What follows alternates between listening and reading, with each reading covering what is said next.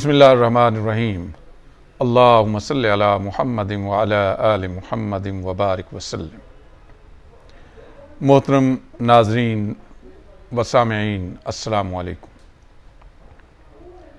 The Punjab police END rules 1975 का rule 4 और rule 4 का पार्ट B आज हम डिस्कस करेंगे।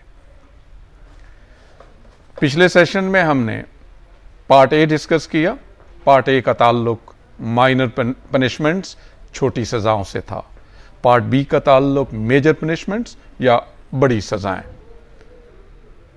माइनर पनिशमेंट्स आपको याद है हमने डिस्कस की 7 थी, जबकि मेजर पनिशमेंट्स जो आज हम डिस्कस करने लगे हैं ये तादाद में 4 हैं।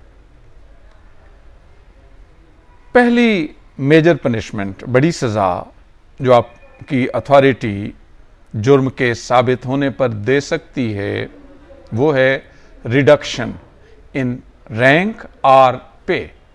याद रखिए, ये रिडक्शन इन रैंक एंड पे नहीं है, रिडक्शन इन रैंक और पे। अब रैंक क्या है?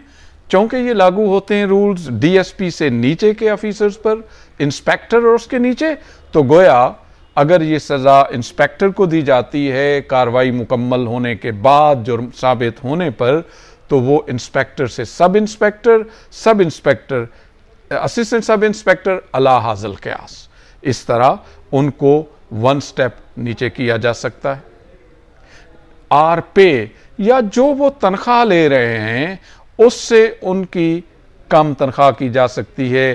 पे की जिस स्टेज पर हैं उनकी स्टेजेस कम की जा सकती हैं। अब कुछ अनामली इस रूल के अंदर है जो मैं शेयर करना चाहता हूं, लेकिन कोशिश ये करनी है कि उस अनामली से नाजायज फायदा ना उठाया जाए, किसी को ज्यादा सजा ना दी जाए। अनामली ये है कि इसके अंदर जब ये कहा गया, इस पॉइंट के अंदर, इस पेनल्टी के अंदर रिडक्शन इन रैंक, तो ये नहीं कहा गया एक रैंक या एक से ज्यादा रैंक।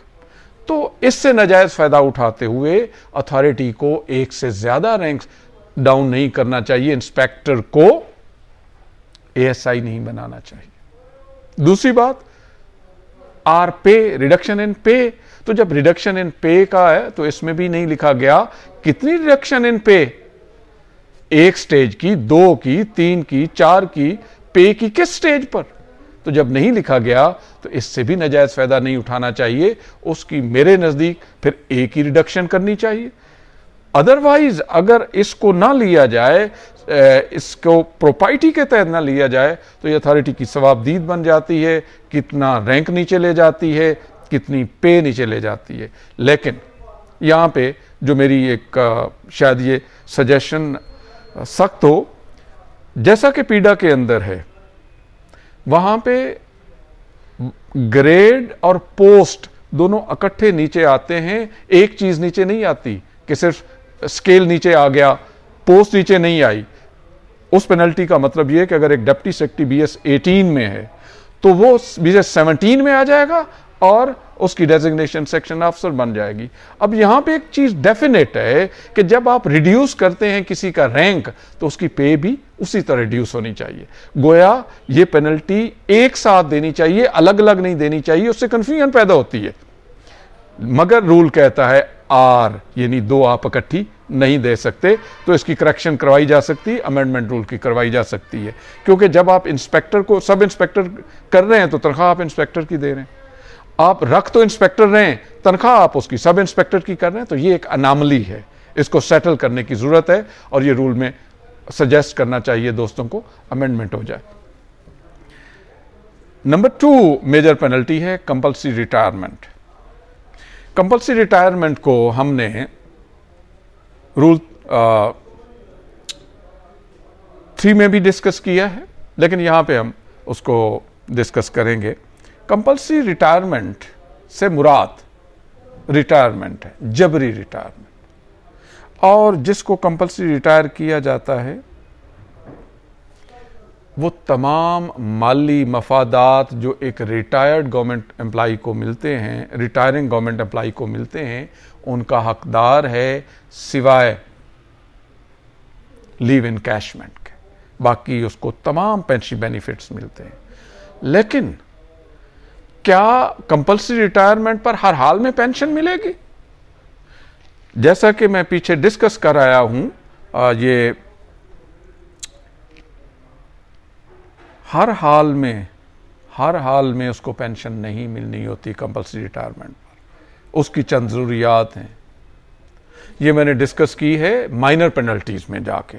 आप पीछे वो भी बेशक पिछला सेशन देखिए, उसमें बहुत तफसील के साथ मैंने इसको डिस्कस किया है माइनर पेनल्टीज में, जब हम 4 फीचर को डिस्कस कर रहे थे।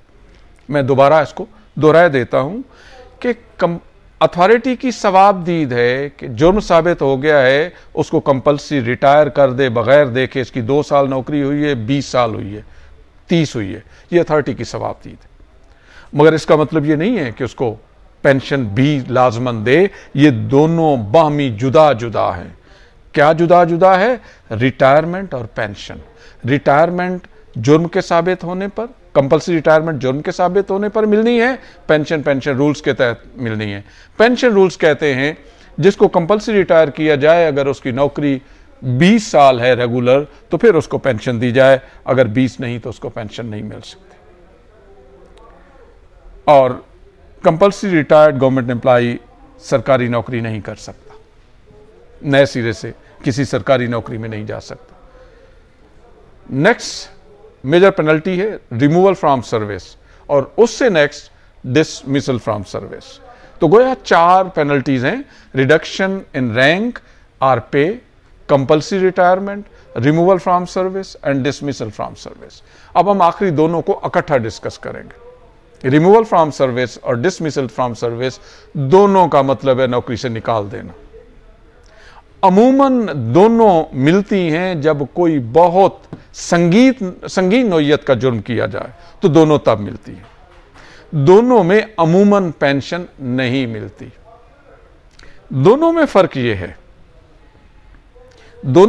यह है कि जो रिमूव फ्रॉम सर्विस होता है, ही और she can remove in service.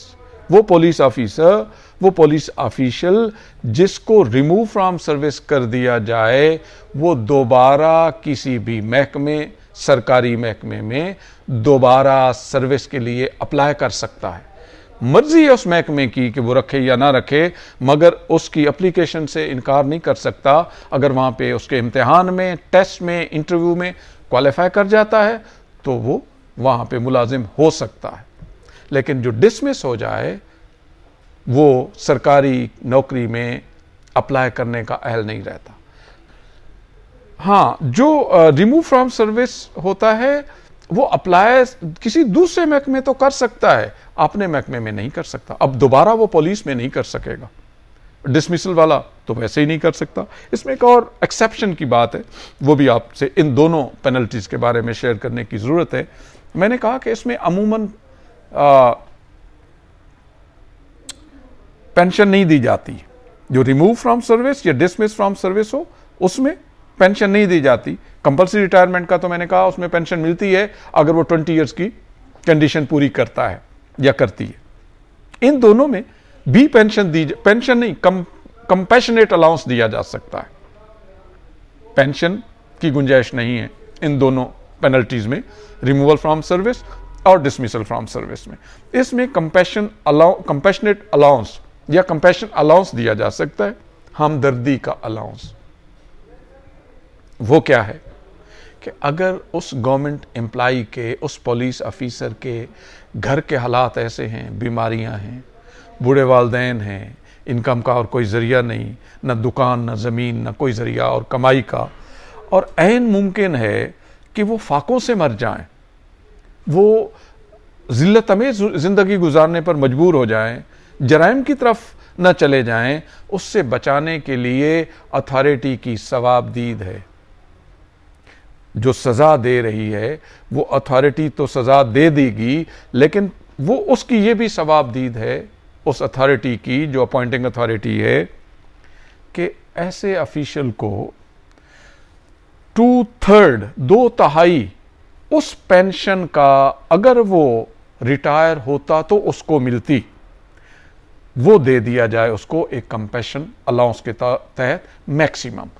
तो ये एक अथॉरिटी का इख्तियार रख दिया गया है कि अगर वो चाहे तो हमदर्दाना गौर कर सकती है, और अगर वो रिटायर होता और जो उसकी टोटल पेंशन बनती उसका 2/3 उसको एक अलाउंस के तौर पे, एक हमदर्दी अलाउंस के तौर पे दे सकती है। तो इस सेशन में हमने मेजर पेनल्टीज़ को डिस्कस किया। एक बात याद रखिए, पीडा के अंदर एक तीसरी पेनल्टी दी गई है, उसका नाम है पेनल्टी आफ्टर रिटायरमेंट या पनिशमेंट आफ्टर रिटायरमेंट। इन रूल्स में, इनसे मुराद END 1975 में पनिशमेंट आफ्टर रिटायरमेंट नहीं दी गई। इसका कतन मतलब ये नहीं है कि रिटायरमेंट के बाद पनिशमेंट नहीं दी जा सकती। रिटायरमेंट के बाद किसी भी वक्त कोई भी मामला सामने आने पर किसी का कसूर निकल आता है और वो रिटायर हो चुका है तो उसके खिलाफ गवर्नमेंट प्रोसीड कर सकती है। किसके तहत? Rule 1.8 1.8 civil services pension rules 1963 का, जिन रूल्स के तहत वो रिटायर्ड पुलिस ऑफिसर पेंशन ले रहा है उनके तहत आफ्टर रिटायरमेंट भी कार्रवाई हो सकती है। ये कार्रवाई 2 वजूहात की बुनियाद पर होती है। एक ये कि उसके रिटायर होने के बाद पीछे उसके महकमे में कोई मामला निकल आया जिसमें उसकी जिम्मेदारी वाज़ेह हो रही हो, साबित हो जाए फिर वो।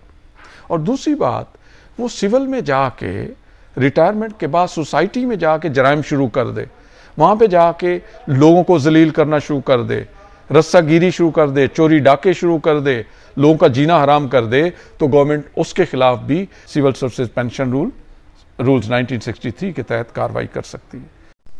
अब यहाँ पे कुछ क्लैरिफिकेशंस हैं जो करना बहुत ज़रूरी हैं। गलती से जिन ऐसे कुछ अमल या अमाल हैं जिनको हम रिमूवल या डिसमिसल समझ लेते हैं, ये 4 हैं बुनियादी तौर पे क्लैरिफिकेशंस जो मैं इसी सेशन में करना चाहता हूँ। पहला है कि अगर कोई ऑफिशिएटिंग बेसिस पे प्रोमोटेड है, मिसाल के तौर पे रेगुलर प्रमोशन उसकी नहीं हुई, इंस्पेक्टर की सीट खाली थी और एक सब इंस्पेक्टर को ऑफिशिएटिंग बेसिस पे प्रमोट कर दिया गया। किस लिए कर दिया गया? कि कोई और सीनियर था, उसके खिलाफ कोई केस था, वो प्रमोट नहीं हो सका तो उस जूनियर को कर दिया गया। अब ये रेगुलर प्रमोशन नहीं है, ये ऑफिशिएटिंग है। ऑफिशिएटिंग प्रमोशन जिसकी हुई है, अगर उसको वापस लाया जाता है उसकी अपनी जगह पे जो उसका रेगुलर रैंक है, तो इसको ना रिमूवल कहा जाएगा और ना ही डिसमिसल कहा जाएगा। Number 2, probation. प्रोबेशन एक टेस्ट पीरियड होता है किसी भी गवर्नमेंट एम्प्लॉय का, जो 2 साल होता है और एक्सटेंडेबल है 1 साल तक। तो इस प्रोबेशन के अरसा के दौरान अगर किसी को नौकरी से निकाल दिया जाता है तो इसको भी ना रिमूवल कहा जाएगा ना डिसमिसल कहा जाएगा इन रूल्स के तहत। नंबर 3, एक बंदा उसको वैसे ही टेम्परेरी तौर पे रखा गया है। अब अगर कोई रूल है और वो इजाज़त देता है कि पुलिस के अंदर टेम्परेरी रिक्रूटमेंट की जा सकती है, तो उस टेम्परेरी अरसा के दौरान, लफ्ज़ ही टेम्परेरी है, अगर किसी को निकाल दिया जाए तो इन रूल्स के तहत END 1975 के तहत उसको रिमूवल या डिसमिसल फ्रॉम सर्विस के तौर पे कंसीडर नहीं किया जा सकता। यानी वो शराइत और वो कयूद जो रिमूवल और डिसमिसल वाले पर लागू होती हैं उस पर लागू नहीं होती। इसके बाद एक बंदा कॉन्ट्रैक्ट पर आया है नौकरी में और कॉन्ट्रैक्ट का पीरियड मुकम्मल हो जाता है और वो उसके कॉन्ट्रैक्ट के अंदर वो पीरियड लिखा होता है। उस कॉन्ट्रैक्ट की टर्म रिटर्न के तहत उसके ख़त्म हो जाने पर जब बंदा नौकरी पर से चला जाता है तो इसको भी ना रिमूव फ्रॉम सर्विस कहा जा सकता है और ना डिसमिस फ्रॉम सर्विस कहा जाता है। तो ये 4 कंडीशंस हैं, 4 क्लैरिफिकेशंस हैं, ये जहन में रखनी चाहिए। ऑफिशिएटिंग वाले का रेगुलर रैंक पे आना रिमूवल डिसमिसल नहीं है। प्रोबेशन वाले का प्रोबेशन के दौरान घर भेज दिया जाना रिमूवल या डिसमिसल फ्रॉम सर्विस नहीं है। टेम्परेरी गवर्नमेंट एम्प्लॉय का टेम्परेरी पीरियड जब वो कर रहा है, क्योंकि वो इनडेफिनेट पीरियड है, उसके दौरान घर भेज देना ये भी रिमूवल या डिसमिसल फ्रॉम सर्विस नहीं है। और इसी तरह कॉन्ट्रैक्ट की टर्म के तहत कॉन्ट्रैक्ट के कंप्लीट होने पर किसी को घर भेज देना या उसका घर चले जाना, नौकरी से बाहर चले जाना, ये भी रिमूवल या डिसमिसल की तारीफ में नहीं आता। आपका बहुत बहुत शुक्रिया। अल्लाह हाफ़िज़।